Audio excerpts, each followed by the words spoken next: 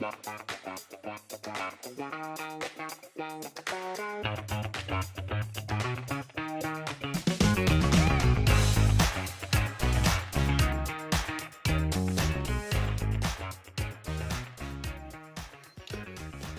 and welcome to another episode of Tang Soo Do Focus, a podcast concerning all things related to the Korean martial art of Tang Soo Do.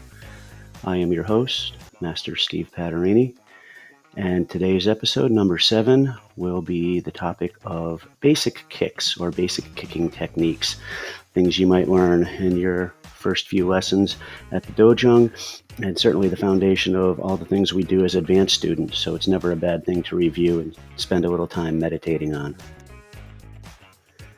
Now, as martial arts go, I think it's safe to say that Tang Soo Do has a reputation for being an art that is known for its kicking techniques. It is certainly a striking art, more so than other grappling arts, but its main focus, if you were to say, okay, Master Paterini, what differentiates Tang Soo Do from other martial arts? And I would say the first element would be our use of hip rotation to generate power and our emphasis on hip movement. And the second thing I would go to would be that we are known for our kicking techniques. Not to say that's the only thing we do, but certainly it is an important part of who we are and what we do. Now, making this podcast as a more mature martial arts student in my 50s, it's easy to say that certainly there's a physicality involved in kicking. I would say your optimal kicking years are probably somewhere between 13 and 33, or in some cases, if you're lucky and have good genetics, maybe 43. That's not to say there aren't outliers that can become good kickers younger and or older than those ages, but there is a certain amount of flexibility. I would say younger than 13, and probably the children don't quite have the level of training to execute the techniques properly. And let's face it, folks, as we age, our cartilage, our flexibility, our speed, all of those things tend to diminish. What's interesting as an older martial arts student is I feel like my techniques have become more technical techniques. Might be a little redundant there, but I work on my form and executing these things properly versus maybe as much height, power, speed. And funny, when you focus on the technique, sometimes those things sneak up on you and actually show themselves more so than they would if you were just using your physicality of youth. So as a beginning student, I would say that the first 3 kicking techniques you would be introduced to, what we call the basic kicking techniques, would be what we call a front kick, a round or roundhouse kick, and a side kick. And even for more advanced students, as we explore kicks that involve spinning and jumping and all sorts of other activities, it all comes down to these 3 fundamental kicks, and there's certain aspects of them, foundational elements of these 3 techniques that can be found in almost every other kicking technique we do. So like building a structure, building a house, if the foundation isn't good, the house is probably going to fall down. So if you are focusing on your jump spinning inside out crescent kick, but you still haven't quite got your front, side, and round kick down, boy, that's probably not going to look as good as we'd like it to. So these 3 foundational kicks would be some of the first things you would see. And every kick or every kicking technique actually breaks down into 4 parts. If we were to do drills, the instructor might say up, out, in, and down, which is what we call a 4-part kicking drill. And when your instructor asks you to do it at a slow speed, it's actually quite grueling, because rather than using the momentum of the motion of your leg, you're actually firing up muscles that you might not use all the time. But the more proper or technical term for these 4 parts, up would be the tuck or tucking motion, which is the preparation for every kick you're going to throw. Out would be the extension, which is, of course, basically the kicking itself, the moving your leg and your foot outward to strike a target. And after that, there is a retraction. If I said up, out, in would be the retraction part of that kick. In other words, we're not just going to throw a kick out there and then fall forward onto that leg as it has advanced. We want to retract that kick, regain our balance before down, which I guess in both of those places, or both of those sets of words, down is the final thing where you would put that foot down, which in most cases will be striding forward, but there are times where we kick in place, and if the leg starts behind you, you actually put it back behind you as well, which makes that retraction that much more important. So 4 parts to every kick, and as beginners, we want you to focus and actually break it down. As advanced students, we actually want you to break it down and be able to identify and clearly show us all 4 parts of the kick. But certainly, as we get up to half speed, 3/4 speed, full speed kicking techniques, it all flows together in a seamless action that becomes what looks like a good kick. But shortchanging any of those 4 elements is going to give you difficulties and make your technique less beautiful and certainly less effective. So the first and most basic kick we have would be the front kick. And it should be a very familiar motion to people because as we are, as human beings, walking and striding forward, we're doing kind of a similar motion. You're picking up your leg and you're extending it in front of you, and then you are moving forward with that. So everyone from a toddler forward has the basic motion of a front kick innately in their arsenal. But as martial artists, we give it a little more of a focus. Remember, I talked about the 4 parts of the kick. So the first part, the tuck or up part of this kick, would be raising your knee of the kicking leg up above your belt line. So you're just going to pick that knee up. Your foot should be basically down below the knee, straight down, and you would then extend that kick. You would be wanting to hit your target with the ball of your foot, certainly not your toes. You don't want to jam up some toes. I've done that before. I don't recommend it. You don't want to kick with the flat part of your foot. Again, if you think about when you see martial artists breaking a board with the side of their hand, certainly I've done enough of that, but I would not want to try to break a board slapping it with the palm of my hand. That's far too much area and would probably hurt my hand and not break the board. Turn your hand 90 degrees to use what we call the blade edge, the edge away from your thumb on a hand. That's going to put more force over a smaller area, creating more pressure and a more effective technique. We want to do the same thing with our foot on this front kick. So if I were to say to you, hey, stand up on your tippy toes, we're not going to go up on the tips of our toes like a ballerina. We're going to go up on the balls of our feet. And if you were to get your heels up off the ground and go up, sometimes we call this exercise calf raises, that's the kind of position I want your foot to be in at full extension of a front kick. So you've tucked your knee up straight in front of you, extended that kick with your toes pulled back, the ball of your foot extending toward your target, and then you're going to retract that kick to the exact same position it was in a minute ago during your tuck. You're going to pull that knee back in and up above your belt with the foot dangling down in front of you. And at this point, you have options because that tucking motion, that retraction, actually gives you your balance back and your stability back. So you don't want to overthrow your kick and put so much energy into your front kick extension that it draws you forward. You throw it out, pull it back, and in that retraction, you have some options such as throwing that kick again, doing a double front kick. Most commonly, you're going to step forward and step down. We call those striding drills. Often an instructor will say kicking in place when there's maybe not enough room in the dojang to stride or move too much.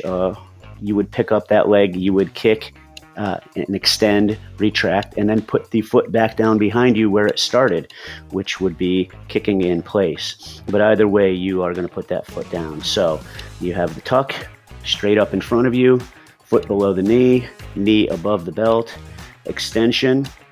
And as you become more advanced, we're going to talk about pushing forward with your hips. It's almost a motion like when you lean back in a recliner. If you pull one of those handles on the side of the recliner and your hips and your legs move outwards as you're laying back to, I don't know, watch the football game or something.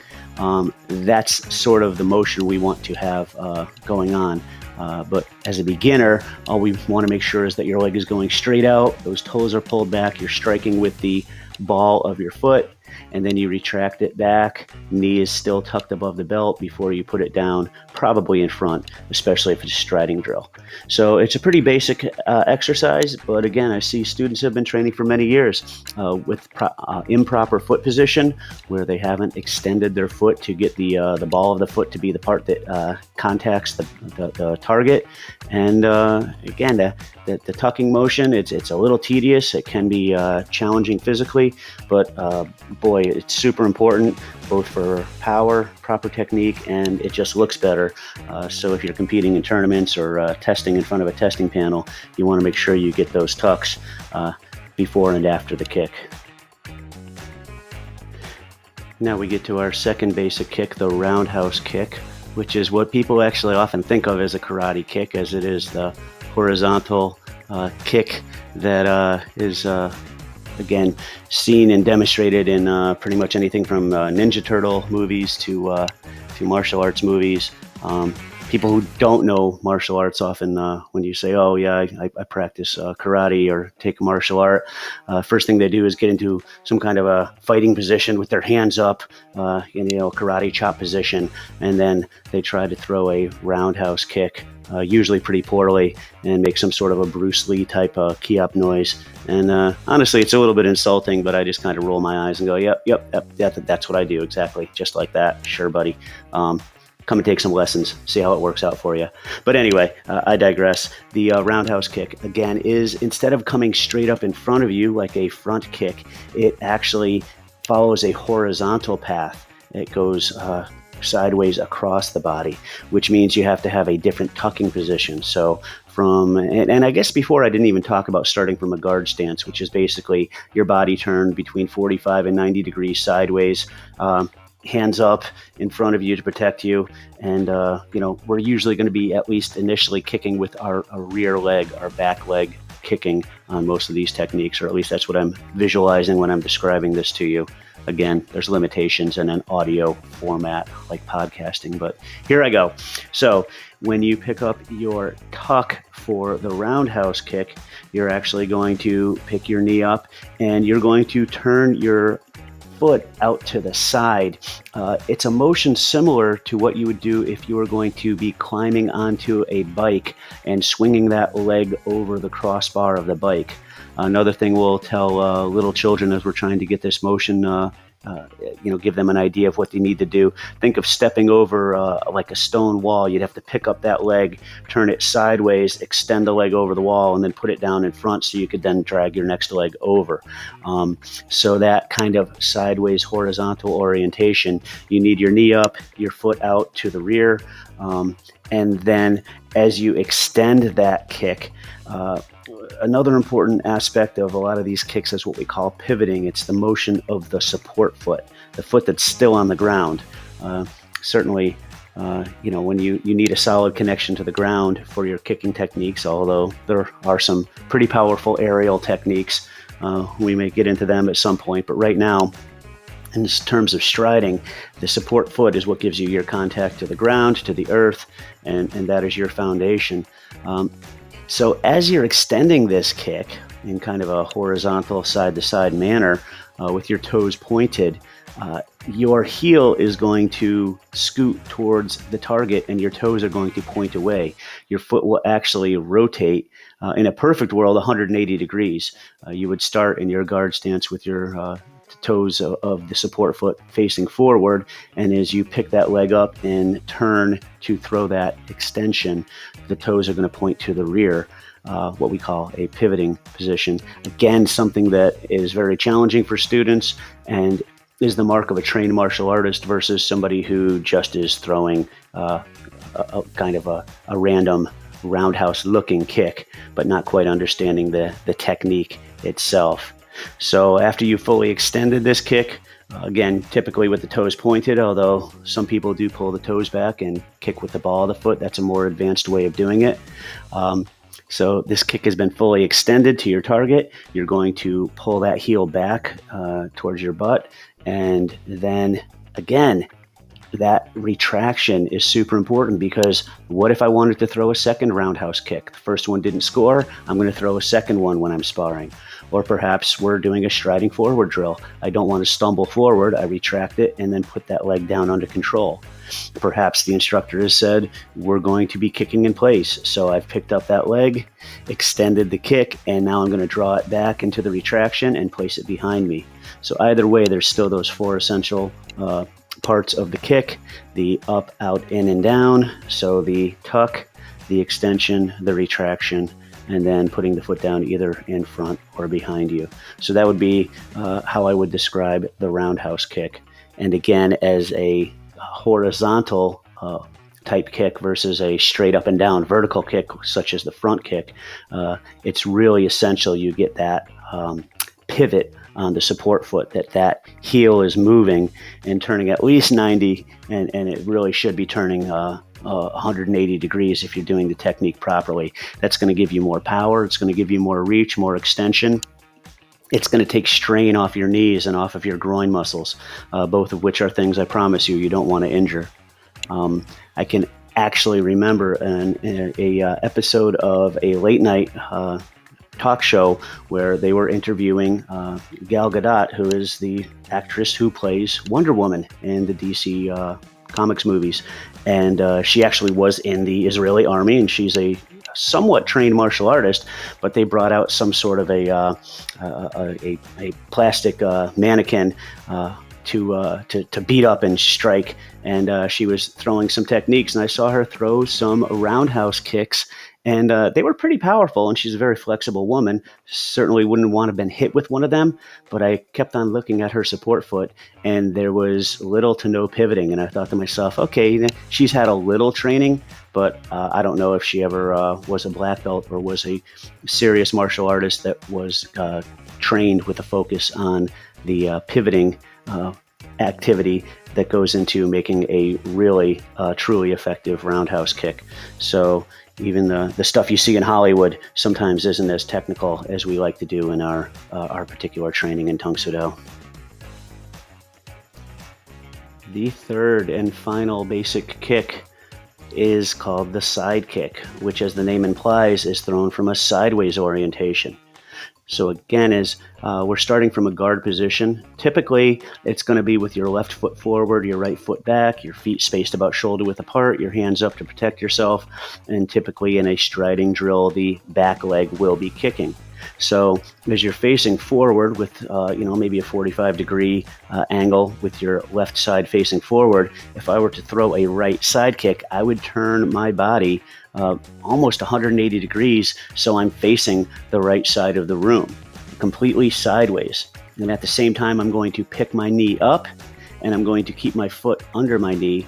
In fact, sometimes I even prefer to draw it in, curl my foot almost towards the opposite knee, although hanging down straight in front is just as good as long as you have a nice tuck. That knee, once again, should be above your belt. Typical rule in kicking is that the higher the tuck, the higher the kick. And, you can always kick lower if you have a high tuck, but if your tuck is low, kicking high becomes almost impossible. So from your guard stance, you're going to turn sideways, pick that knee up, foot underneath it. Then you're going to extend, and as you extend, your body is sideways to your opponent, and that leg will extend in a sideways motion instead of straight out in front or coming around horizontally like a roundhouse kick. The foot position is very important. We like to kick with what we call the blade edge of our foot. If you were to roll onto the outer edge of your foot while you were standing and walk around, we tell the children we call this penguin walking, and walking around on the outer edge of your foot, opposite of your arch. That is pretty much the spot we want to kick. Again, throwing a side kick and hitting with a fully flat foot is going to spread that force across a greater area and not make it as effective. It's a common problem we see during testing with board breaking. The students hit with a flat foot instead of a blade edge on their foot, and they just don't have the pressure, the force hitting a smaller area on the board to make it flex and break. So that foot position is very important.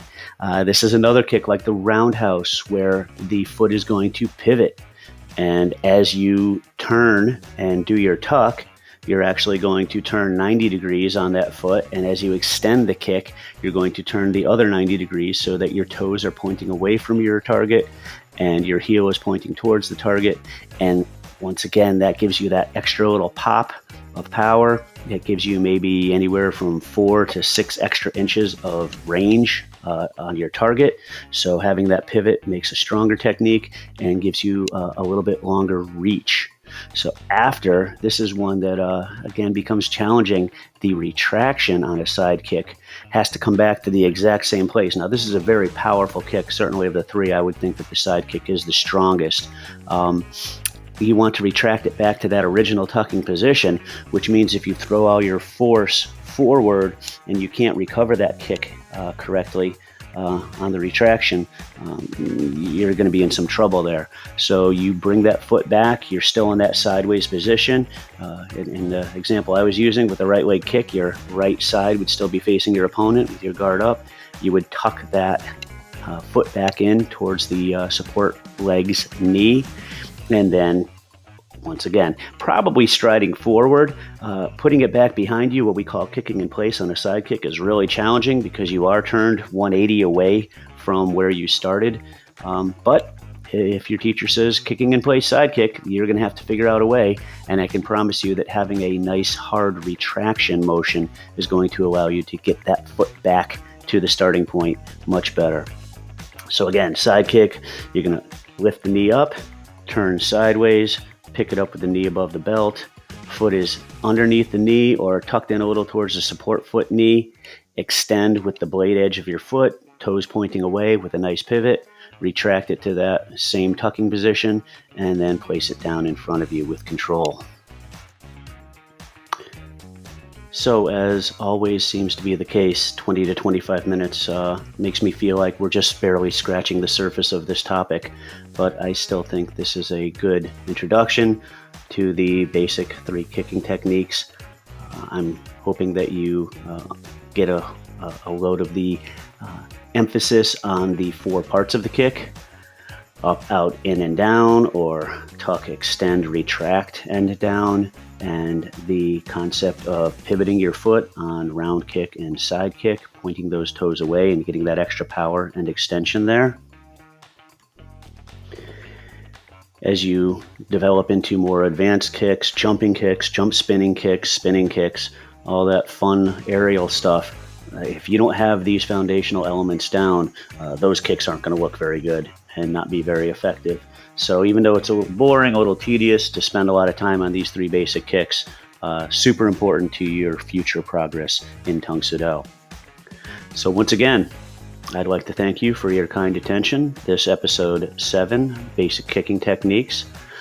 Please share this podcast and subscribe and tell all your friends, because I think we're covering some topics here that would be of interest to me as a Tang Soo Do geek, and I hope that you are one of the fellow Tang Soo Do geeks out there. I think training in a martial art like this requires a level of dedication that if you're not really excited about it and, again, kind of geeking out on it, you probably aren't going to maintain your training level for very long. So hopefully you're enjoying this podcast, listening to it as much as I'm enjoying creating it, and I hope to see you on the training floor sometime soon. Tang Soo.